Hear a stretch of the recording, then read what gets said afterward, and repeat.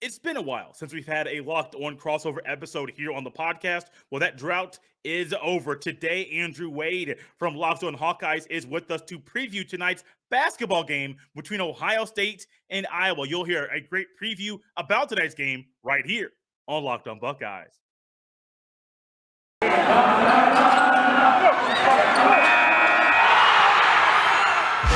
You are Locked On Buckeyes, your daily podcast on the Ohio State Buckeyes. Part of the Locked On Podcast Network, your team every day.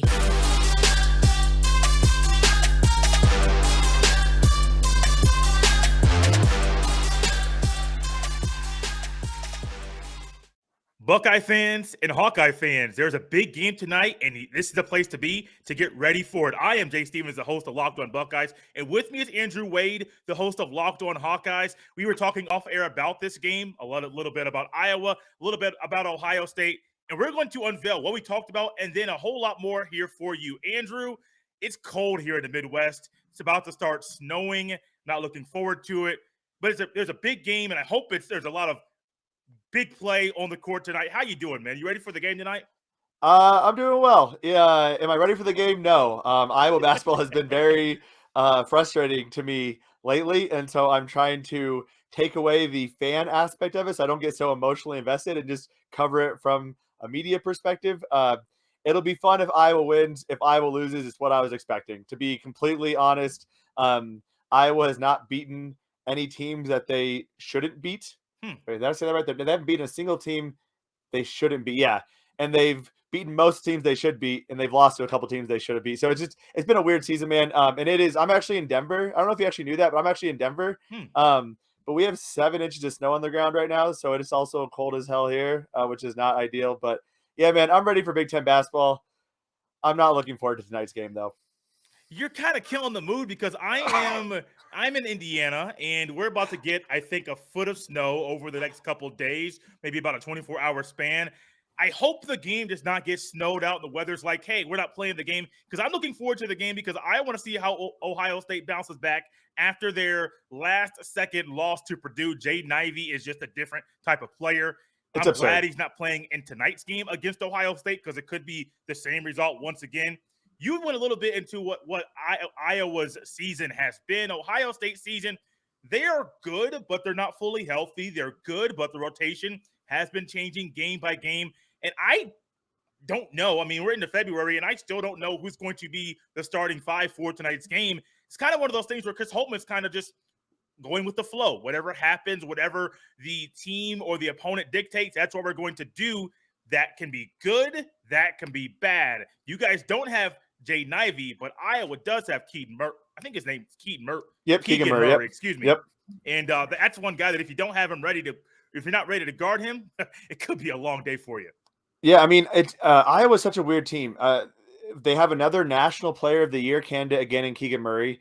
They have his brother, who no one talks about, Chris Murray, who when he has an opportunity is arguably the second best player on the team. We have 3 guys who are 6'8" and can guard the 1 through 4. If not the 1 through 5. Keegan Murray has played center at times. Yet we're trash on defense. We are inconsistent on offense.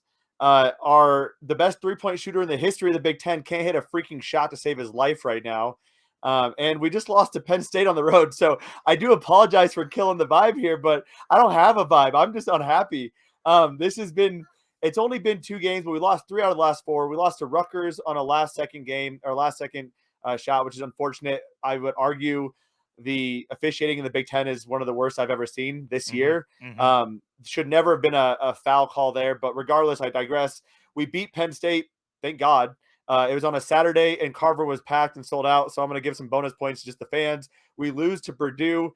Honestly, it was never really close. We made it kind of close halfway through the second half, but it was really never close. Anytime we got close, Purdue's like, oh, we'll just have another guy hit a 3. No big deal. And then Penn State, that was just a nasty game. It was just a gross game. People want to blame the officiating. Iowa shouldn't have let it get down to that. We shouldn't have had to have a miracle last-second tip-in by Keegan Murray to make it to overtime. We should have fouled in the first overtime. I mean, it's just bad thing after bad thing, man. And I'm not sure what team's going to show up. Iowa has not done well on the road. Let me look at it. They only have 2 road wins this whole year. One was against Minnesota, and I think it's really important to call out that Minnesota team had 7 scholarship players available. Oh, that They were game. missing Okay. like 3 starters. They were playing a couple walk-ons, and they were absolutely gassed halfway through that game. So I think that's really important to call out. And Virginia. And Virginia is not yesterday's or last year's Virginia. This is a bad Virginia basketball team, and it took a lot to beat that team. Those are our only 2 road wins, and we just lost to Penn State on the road. We lost to Rutgers on the road. We lost to Iowa State on the road. I mean, it just – we're not good on the road, man, and Ohio State's a solid basketball team, so I'm scared. Yeah, you kind of killed the vibe there, but I think Ohio State fans will love everything you just said probably about how this pumped game right might go. Yeah.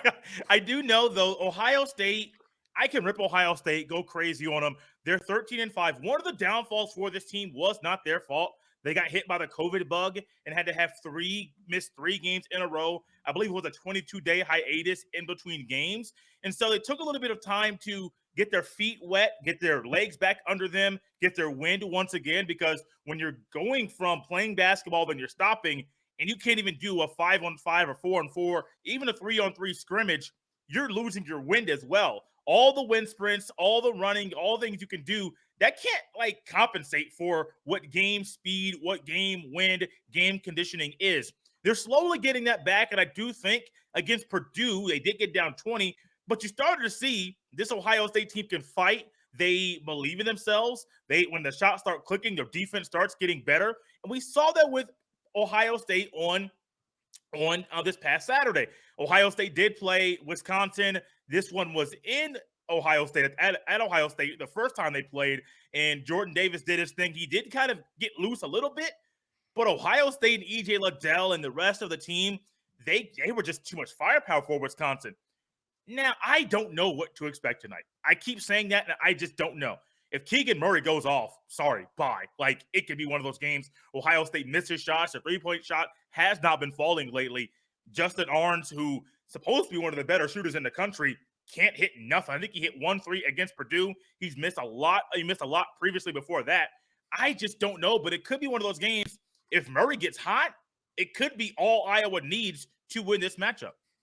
Yeah, and when I look at it, I mean, Iowa does match up well with Ohio State in this matchup because you look at like the size-wise, there's not a size advantage for Ohio State going up against Iowa. Iowa plays a lot of small ball, so does Ohio State. I think the tallest guy I saw on your roster was 6'8" from like an active playing time perspective. Iowa has Philip Obracha, 6'9", who's technically our center, but he's really honestly a stretch 4. Like that's really what he should be playing. That's what his true role should be. So in this game, that makes sense for him. This is going to be a good opportunity for him to go up against E.J. Liddell in this game. I'm curious. So you mentioned Keegan Murray. Keegan Murray is going to be a huge factor in this game. Keegan Murray struggled a lot at the beginning of that Penn State game, but one of the things I've been really impressed about is even when he goes 0 for 6, 0 for 8, 0 for 9, he finds a way to keep this team in the game. Against Penn State, in a 1-minute sequence, he drains a 3 to keep it within 2 points. He goes over down the court, blocks the shot, then goes back down the court. Jordan Bohannon airballs a 3, and Keegan Murray goes underneath the rim and taps it in for the 2 to get us into overtime. I mean, that was an amazing 1-minute sequence after what could arguably be a really bad game for Keegan Murray. So you always have to be on the lookout for him. My question to you is, how do you guard Keegan Murray? Because when I look at Ohio State, you have some size that could, be bodying up on Keegan, but Keegan's going to be a bit more athletic than those guys. So how do you handle a Keegan Murray? This could be one of the better matchups for him in the Big Ten play. There's one or two things that I do believe Chris Holtmann will do. He kind of showed it against the last game against Purdue, and I think he's trying to trending this way with the second unit. First off, Malachi Branham, he is a true freshman. He started off against Jordan Davis the first time when Ohio State hosted Wisconsin. Davis got the better of him a couple times down the court, and the next thing you know, Chris Holtmann's like, look, you could get me twice. You're not going to get me 3, 4, or 5 times in a row. Made a quick switch, and it was a great switch at that time. So it could be Malachi Branham. I'm kind of skeptical about putting a true freshman against a guy that's as lethal as Murray is, but he's been starting. He's been playing really good basketball on both ends of the court, and I do think that's where you're going to start. Second, off the bench is probably going to be Eugene Brown, a little bit more of I think of like 6'6", 6'7", sturdy frame. I do think that's like a secret weapon. Not so much a secret weapon anymore because Brown's been getting more playing time. But that's one of those weapons that Chris Holtmann can utilize in this game. Say Branham gets into early foul trouble, don't bring in Justin Arns. If Michi Johnson doesn't start, I wouldn't bring in Michi Johnson either. I'm bringing in Eugene Brown for this matchup. This is me. Now, Chris Holtmann may go another way, and I think if he goes another way, I honestly think it would be stupid to go down that road. I think that you got to have Branham and then Eugene Brown, and those are the only two guys that you have guard Murray in this game. That makes sense to me. And I think the other thing you have to watch out for is Iowa also has Keegan's brother, right? Chris. Yeah. I think it's wrong to call him Keegan's brother because Chris in his own right is going to be a star player. I feel like he's doing everything that Keegan did last year, but this year. And he is a better shooter than Keegan, which I think people aren't realizing as well. Chris is our best shooter on the team right now and has the ability to take over a game offensively. I would like to see him get more involved on the glass and in other aspects of the game, but Chris is another solid player. Then you add in Patrick McCaffrey, who can go coast to coast, and when he's paying attention on defense, can be a really amazing defender. I mean, there were times against Penn State where he kind of just got caught watching, and all of a sudden his guy's just running right behind him, like, this is not going to end well. And then he just kind of jogged over to him, like, didn't really do a lot. But those three guys, all 6'8", all athletic, all can guard, again, that 1 through 5 spot. Those are going to be interesting matchups. I'm curious, how have you seen teams match up on EJ Liddell? How have they guarded EJ Liddell? To me, he's kind of been more of a, and I don't mean to hate on EJ Liddell. He's a fantastic player, but he's not your traditional 4 or 5, right? I mean, he's really undersized and not exactly overly quick. So I'm just curious, like, how do teams match up on it and what makes him so effective? Let's just go back to the most recent game because I do think Matt Painter had a good game plan, and he actually had a guy that was a good build, and Mason Gillis. Mason Gillis was locked up with EJ Liddell most of the game. It was one of those battles where Mason Gillis is 6'6". I want to say he might be 220, maybe 220, just by looking at a physical frame. And that may be the kind of guy that you need because Liddell will want to take bigs out to the three-point line, either dribble drive, mid-range, or even just pop a shot right in their face at the three-point line. Well, you can't do that against Mason Gillis. He's quicker. He can you can't really body him. He's going to, and that's the type of player that you need to have against Liddell, because if you have a 6'10", 250 slow foot big man in the Big Ten, Liddell's going to destroy him all day. If you have a guy that's say 6'4", 200 pounds, Liddell's 6'6", 240. He's going to kill you and destroy you all day long. Now, you may be quicker at 6'4", 200, but Liddell has the body and the size. The one thing with this team, though, that I do think you could slow down Liddell a little bit more and create turnovers is well-timed double teams. And I'm not just saying well-timed double teams as far as like the timing of it, but I'm going to couple that also with where the double team is coming from.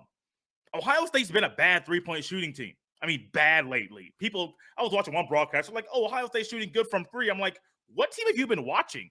They can hit the three occasionally, but this is not a team where you're going to say, yeah, they're going to kill you from three. You need to watch it because when you least expect it, they're going to hit 5 in a row. That's not this team. And so a well-timed double team, when you get that coming from the proper angle and from the proper guy, a lot of times Liddell is going to look to throw to Zed Key. That's not always the best move, especially when they're both going to be inside from the mid-range to the block area. Sometimes you're going to get the guy leaving, let's just say a Jamari Wheeler, which is okay because Wheeler's not your traditional three-point shooter. And so you got to make sure you know when you're going to double team, what angle the double team's coming from, and what man is going to be the double teamer. So that's a lot in a little short period of time. But I do think that double team really at times, especially in crunch time, when things kind of get a little bit more tense, that's probably going to be the ideal way to slow down Liddell. The thing is, though, it's hard. I mean, even against Mason Gillis, he put up 20 points. And so I'm talking about a guy that did a good job defending him. Liddell still had 20. And so he's very, very tough to defend. And one thing he's done very, very well, a little bit more long-winded answer, letting the game come to him. There was a time earlier where he was just forcing it and just trying to get his shots early or trying to force feed it into Zed Key. Really, it's more just whatever the defense is throwing at Ohio State, Liddell's going to say, hey, I am going to just facilitate, work this thing around. If I don't get my shots off consistently till the second half, he's been fine with that. And I do think that's the formula Ohio State needs, especially against Iowa, because if he starts force-feeding shots and if he just starts jacking up shots that are stupid, dumb, idiotic shots, that might be Ohio State's downfall. Yeah, there's a lot of things to unpack with that. So I'm gonna start with the first one I can think of on top of my head. If EJ Liddell does play that facilitator role and is able to be patient in that facilitator role, there will be opportunities for the Buckeyes. Iowa does a great job defensively, and this is ironic considering I said Iowa is terrible defensively. They do a great job early on in the shot clock defensively, but if you stay patient, there will be an open shot at some point on the perimeter. And you mentioned the fact that Ohio State has struggled. I just went back through the last couple of games, shooting 20%, 25%, 15% from three, but they do have the capability of getting hot at a time. And if you're giving them wide open looks, that is going to be difficult for the Iowa Hawkeyes to stop that. The other piece Iowa has really struggled with, that it actually looks like Ohio State might be struggling with as well when you look at the advanced metrics, is rebounding. The other issue is Iowa does a great job of holding on to teams for most of the shot clock. They get a shot off, they miss the rebound, the other team gets it, they pop off another shot, they score. I mean, it has been like the story of our lives with Iowa and this defense, which has been incredibly frustrating. I think when you mentioned the fact that they played Mason Gillis on AJ Liddell, I think perfect. Iowa has three of those guys, right? Patrick McCaffrey, Keegan Murray, Chris Murray. They do a great job if they are one-on-one with these guys. Philip Abracha also might be on him as well. Philip Abracha might be a bit of a matchup problem for Abracha and not for EJ Liddell. So that'll be interesting to watch that. What I'll be interested in, though, is if Iowa goes man versus zone against Ohio State. And if they're playing zone, EJ Liddell has an opportunity to facilitate and work it around the perimeter and get some open looks. Now, you mentioned the double teams. I will say Iowa defensively, that has been one of the coolest and best developments of this team. They're really a boom or bust defensive team. They are great at forcing turnovers in a hurry.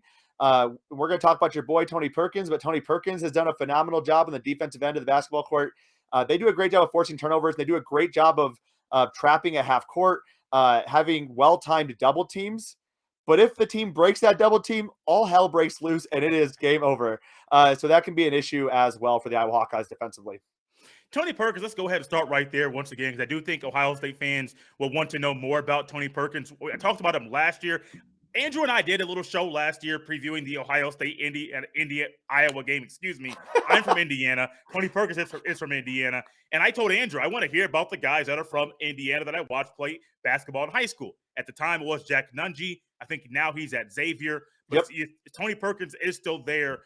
What can fans expect? Because we talk about Keegan Murray all the time. He's going to get a lot of the attention. I wonder how that defensive matchup is going to be for Ohio State, because if Chris Holtman is going to start Jamari Wheeler and then Justin Arns and then Malachi Branham, that could be a defensive nightmare if he starts Michi Johnson as his Justin Arns. I personally don't trust Michi Johnson that much on defense. He's young and he plays like he's a young basketball player. But Tony Perkins, though, what does he provide for Iowa, and what can Ohio State fans expect when Iowa and Ohio State play? Yeah, so Tony Perkins really provides a spark defensively. Offensively, his game is still developing, and as we kind of talked about before the show, the issue is I feel like his game doesn't mesh perfectly with how Iowa's offense is typically ran, and he's not the number one guy when he's on the court. He's typically not the guy who is expected to take all the shots. He comes out there and he plays very outstanding defense, but he's just typically not going to be that offensive juggernaut. He's still working on developing that three-point shot. He had some nice games early on in the season. Illinois and Purdue, he went 3 of 5 from three early on in the season, 2 of 2 versus North Carolina Central, and then 2 of 5 versus Western Michigan and Alabama State. So he did a little better job of developing that outside shot, but we haven't seen it nearly as much as of late. He at least hasn't hit that nearly as much. And again, I feel like Tony Perkins' game is more predicated on driving to the basket, and he's not getting those opportunities to really succeed in that way offensively. But Tony Perkins is a fun and fantastic player to watch.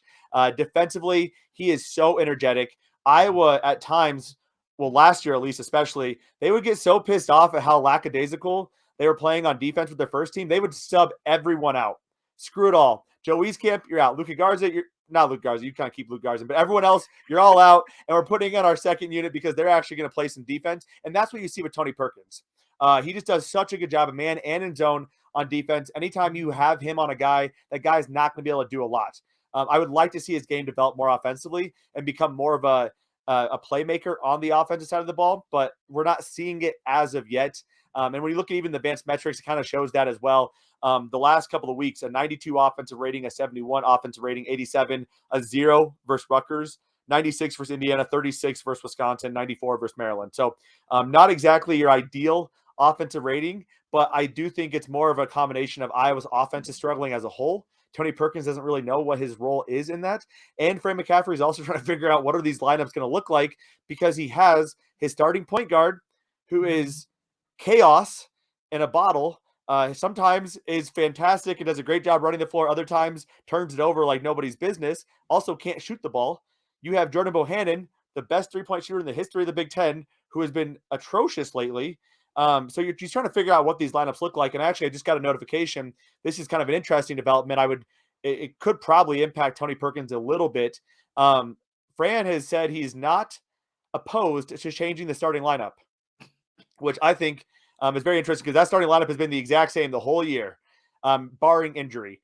So that, to me, I would think means Jordan Bohannon might come off the bench, or Joe Toussaint comes off the bench, which means either Aaron Eulis comes into the point guard spot, or Tony Perkins, or Chris Murray.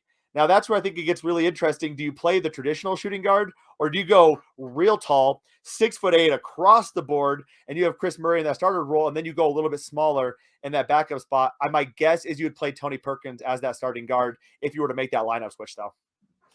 I got one little question for you, because Ohio State is one of the teams that does post up more often than any other team in the country. I think at one point I saw that their post up rate was like at 20%, which I thought was outrageous. But when I look back at the games, I don't even realize it in the moment. But between Zed Key, EJ Liddell, occasionally Kyle Young, Joey Brunk gets sprinkled in. I think he's averaging 6 minutes a game. Played a lot more against Purdue, but he gets sprinkled in every now and then. They have guys that they want to go inside to first, quickly, play inside out, more old school basketball. How will Iowa combat that if Ohio State wants to continue to post up and throw the ball inside? Yeah, I mean, I think that actually bodes well for Iowa and their zone attack. So I think when you do that, you're going to have Philip Abracha down low. Philip Abracha does a nice job of keeping his base. He does a nice job. He's not going to block a lot of shots, but he's not going to make it easy on you, right? He's always got his hands up, and he's just going to be in your way consistently. Then the problem is, though, you're going to have guys who try to come in and double team them down low. And if they can be smart and dish it out, that's where you have that issue with that inside-out game. We saw with Luka Garza a lot last year. Luka Garza would get double and triple teamed. Mm-hmm. He would find the open guy. Three-point shooters are going to shoot. They're going to hit. That could be a problem for Iowa, and we've seen that be a problem in the past. Travion Williams did a nice job against Purdue in that similar fashion. He's a nice facilitator from the post. So if Ohio State is able to do that, that could be a problem for Iowa, especially if they do a good job of hitting a few shots early on. If EJ Liddell can get hot, or Zed Key can get hot, hit a few shots, you're going to see more double teams come down, and then you're going to see more of that opening up on the perimeter. And it's just going to be a butterfly effect of bad things happening for the Iowa defense. Yeah, I really hope that Ohio State's shot that started falling in the second half against Purdue, I hope that continues, because I do anticipate a lot more posting up. I do think sometimes with the mental psyche of players, we're human. If you don't get the ball early, it might derail your effort later in the game. So I wonder if Chris Holtmann knows we got to get Zed Key the ball early just to keep him mentally locked in and engaged. And then throughout the game, if they go away from him, so be it. It's just how the game dictates. So I wonder if the Ohio State shot keeps falling and Ohio State wants to keep going the ball to Zed Key and Liddell at the block. I mean, this could be a 15-point win for Ohio State. I don't know if it'll be that large of a win. I do think Ohio State does win. I don't think that they're going to lose 2 games in a row, especially with the way they finished that game against Purdue. It's just kind of one of those games where Iowa had a close game with Penn State that still baffles me. And then Ohio State needs to really right now remind everybody, we're not just a team that's going to be number 15 to 20 all year long. We're going to be a team that nobody wants to play at the end of February going into March. This is a great game to do so. I got Ohio State probably winning by 6 to 10 points. I'm trying to be as realistic and generous as possible. You said you think Iowa's going to lose, right? Yeah, I would agree with your assessment 100%. And I think the best way to do that, I think defensively, what Ohio State needs to do, I just got another notification. Conor McCaffrey is out in this game. And Ooh. Conor McCaffrey, depending on who you talk to, has a very divisive figure in Iowa basketball. People who look at just stats and look at his shooting, and it's a really bad shoot. I don't like the shooting motion, but they look at the stats and they think Conor McCaffrey is terrible. Conor McCaffrey is our best facilitator. Mhm. And when we're in, like when a team's playing zone defense against us, Conor McCaffrey does a really nice job of finding the open guy. Conor McCaffrey was out. I think it was the Indiana game, and they went, or maybe it's Minnesota as well. They went to a zone defense. Iowa cannot beat it. They have not shown they can beat it yet. Especially when Conor McCaffrey's out, they have no one to facilitate that and get it moving, and they really struggle. It just becomes throwing it around the 3-point line with your defenders right on you all game, and there's just no one's able to really create for themselves in that situation. If I'm Ohio State, I'm going to the post quick. I'm trying to get a few good looks quick to open that up, force Iowa to collapse on you, then shoot the three. On defense, I'm playing zone all day and making Iowa try to beat you. Make Iowa try to beat you. Make Iowa try to hit open 3-point shots. They have been unsuccessful to this point. Now, again, this starting lineup thing is going to be really interesting. And Fran he doesn't say things like that unless he truly is thinking about it. And this wouldn't surprise me to maybe see Tony Perkins start tomorrow, which would see Jordan Bohannon coming off the bench, which I am done trying to guess what gets Jordan Bohannon going. Like, I don't know what to expect, but like, this is one of those situations where it wouldn't surprise me. Jordan Bohannon coming off the bench, just super pissed off and draining like 6 threes from like the half court mark. Like, ha ha ha, I'm back. But also it wouldn't surprise me for him to come off and airball three balls in a row. So it'll be very interesting from an Iowa perspective. But that's how I would beat Iowa if I'm Ohio State. And I think Ohio State does that. I think Ohio State wins this game. As you said, probably by 6-10. Iowa's going to play aggressive. They're going to play strong and tough throughout the game. They're not going to give up. So they're going to always be able to keep games close. But I don't see how they win this game. I just don't. Is Bohannon the kid last year during the tournament that had the T-shirt that was like talking bad about the NCAA? That's the same kid I'm thinking about? I don't remember the T-shirt, but it wouldn't surprise me. I mean, he was the kind of the lead person along with Geo Baker from Rutgers, kind of spearheading the NIL movement. Oh, okay, yes. I don't know if I thought it was a T-shirt. Maybe it wasn't. Maybe, the same I don't know. kid. Man, this was fun, man. A little 25, 26 minutes. We're done. Fast forward through this whole show. I'm looking forward to the game. I'm not going to lie to you. I want to see Ohio State play well. I want to see Ohio State build off of that second half performance, last 10 minutes of the game against Purdue. That's what I want. I'm being selfish. I don't care. But I just don't know if what I want or what I think is going to happen will actually happen Thursday evening against Iowa. Andrew, let everybody know where they can follow you on Twitter. And if they want to follow along with the game, they might be right on your Twitter feed. Yeah. You can follow me at Wade_Andrew, although my Twitter account is currently suspended. Well, not suspended. I don't have the authenticator. I got a new phone, so I can't log into my actual Twitter account. So I can only log into my Locked On Hawkeyes Twitter account, which is Locked On Iowa. You can follow me to either of those. I also drop a podcast every single day, and I'm also on YouTube. And for Hawkeye fans out there, I apologize, but I'm going to be watching this game on a party bus. I'll be down in Scottsdale for a bachelor party tomorrow. I have the game. I already had it figured out how I'm going to stream it on the TV on the party bus. So if they win, I'll be really drunk and happy. And if they lose, I'm going to be drunk and try to forget it. So Friday morning's episode is going to be quite interesting for Iowa fans out there, regardless of what happens in this game. Jay, I appreciate you having me on, though. It's always a pleasure, my man.